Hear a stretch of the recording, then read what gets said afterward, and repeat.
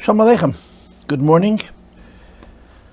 First of all, we have to mention that this shir is a schus for the fuah shleima, for hashliach, the shlucha shalad mukamei say mamish, meir chaim and chayetzir, and hashlucha liba breina, basalta miriam, and eisi with tzachasiba ben muna, yesef shleima ben risha, and chayimushka bas natal, the bagal bas beila, and eisekes with tzachasiba ben muna, so yahad ariela bas mazatov, and shishana teva bas leah.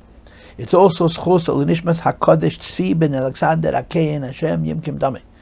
And the ilunishmas meishud ben tzvi yesef. The shir is also schus for Zadachaya v'kayama for Chaya bas Rezel and Yisrael Shem ben Edna. Today is Monday. Asara yamam l'chedesh ha'achad esrei. It's Yud Menachemov. And if you think about this, you wouldn't be the first person to realize that Yud Menachemov is the opposite of Yud Shvat, based on the principle that the Achei Kayetz and Achei Hacherev, that the summer months and the winter months are mirrors of each other. One is the Tzaddik model and one is the Baal Tshuva model. And when the Rebbe spoke in the first Maimer, that Kasha Silukin Shal Tzaddikim Kichur Ben Beis HaMikdash, and Kasha Silukin Shal Tzaddikim Yesim Kichur Ben Beis HaMikdash, one of the many sub-intents was this, that Shvat is opposite of Ov. Reish Chedesh Ov is the lyhadus of Aron HaKein. Reish Chedesh Shvat, Hoyol Moshe Beirus HaTeira Azeis Bayir Heitiv. And Yud Menachemov was the destruction of the Beis HaMikdash. We fasted yesterday, but as the Chazal say, the burning of the Beis HaMikdash took place mostly today, and there were actually Yidden who fasted 2 days, Tes Ov and Yud Ov, for this reason. I don't know if this is true, but I heard this, that Rabbi Yossi Paltiel's Yartzeit is tomorrow, Yud Aleph Av. And the understanding is that he passed away because he fasted Tisha B'Av. And he Tov Reish Chav Daled. He was in his 70th year, he was 69 years old. He was younger than the Tzemach Tzedek. He was the Tzemach Tzedek's Chassid, and he passed away before the Tzemach Tzedek. Tzemach Tzedek lived 77 years. Rabbi Hillel lived into his 70th year. And that when Rabbi Hillel was passing, he said, Vuzan given the Rabbanim. We're the Rabbanim who didn't stop me from fasting.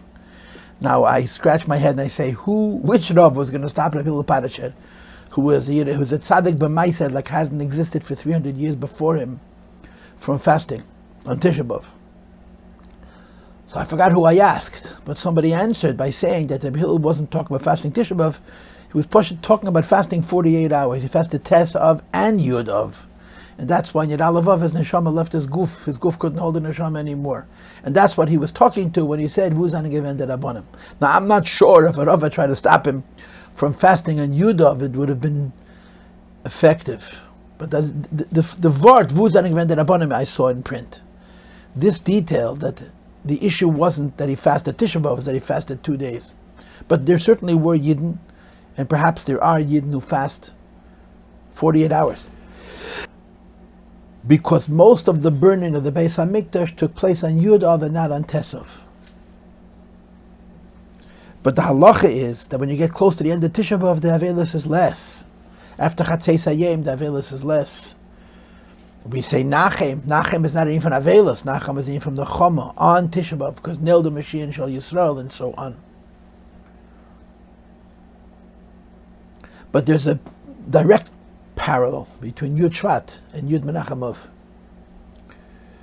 But we also know what Chazal say, and of course Chassidus makes a big deal out of, that these terribly tragic events of Churban Beis HaMikdash and Silukin Shal Tzaddikim are Menachem of, are all expressions of love from the Eibishter to the Jewish people, because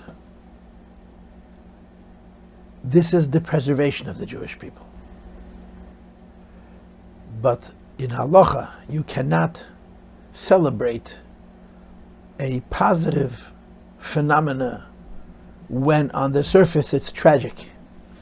You can only celebrate it when on the surface it's redeemed. Like the Rambam talks about Mashiach, and he says that when Mashiach comes, we're going to look back and we're going to realize that the religions of monotheism that came lahavl elf alfi avdolas v'ribir v'avis pamim kocha from Teres Emes were Misalal Esaderech Lemelech HaMashiach. At the same time, no one's going to say that they're good things because they caused the death to so many Jews and the pizur of Bnei Yisrael, Taratas Hachira Choykos, and so forth and so on. So after Mashiach comes, you can look back and you can say, Eidcha Hashem ki anaftabi. But at the moment, it's a ki anaftabi, there's no Eidcha. So we're waiting with a bated breath for this galus of Melech HaMashiach, Sedur Gang and Nocha Tisha B'Av, another event of Avelus for the Churban Beis HaMikdash. And all of us know what the Rambam says, that the ikir of these Tanesim is not the Avelus. The ikir of these Tanesim is the Seidus Tshuva, although we say Kinnis. And Kinnis is lamentations. Kinnis is living over the sadness and the loss in an incredible way. I mean, Kinnis is packed. You know, the good news about Kinnis, you say it once a year, so you have a chance to forget from one year to the next what you read. But you read the incredible tzaras that the Jewish people have been through, and you read the incredible spiritual loss that all of these material losses have translated into irreplaceable losses. Losses of Torah and losses of Ruach HaKodesh and losses of closeness to HaKadosh Baruch Hu as existed in the Zman HaBayis, especially Zman Bayis Rishon. And the Kinnis express the degree of Ruchniisdike decline that the Tzaras and the Chorbanos have brought to the Jewish people. The silver line to that cloud is that I'm sitting here talking to you. And that's the Menachemov. And what's left for us is tshuva. What's left for us in Lashon Chassidus is we are so poor in all the inyanim of Giluyim, in terms of Nefesh, Ruach, Neshama, and Chaya, in terms of Limud HaTeira, and in terms of a sense of Ruach HaKodesh, in terms of a sense of a spiritual closeness to HaKadosh Baruch Hu, we're extremely far. But we do have the mile of tshuva. And the tshuva comes from the Yechidah Shebenefesh, from the Pinta Liyid, which is deeper and higher than all the madregas of the Neshama that was so available to the Neshamas of the Yidden who lived in earlier generations. Like it says in Chassidus, that when the lower levels of the Neshama are taken away, the access to the Yechidah increases. Which is why Dafka simple people, in the darkest times of Golus, have an awakening of Yechidah Shebenefesh, when in earlier generations, where there were so many Giluyim and there was so much Torah, the one thing they didn't have was access to the Yechidah Shebenefesh. And that's what's left for us. And that's what Pnimis HaTeira, that's what Chassidus is, it's Yechidah Shebeteira. That's Ma'era, the Yechidah of Neshamas Yisrael. And the ultimate Yechidah, like the Rebbe brings in the Yonesh Teres Chassidus from the Ramaz, is Mashiach Tzidkenu himself, who's the Yechidah HaKlalos. Chassidim kochen sich nicht in Avelis. Chassidim kochen sich in Simcha. Chassidim kochen sich in Mashiach, nicht in Churban. So now we're going to the new year, Mitzvah Hashem. Right? Chamisha B'Av is a weekend away, and then for sure we're going to the new year. Esther B'Av is a week and a half away, and then for sure we're going to the new year. The Achei Shel is 2.5 weeks away, 3 weeks away. We're going towards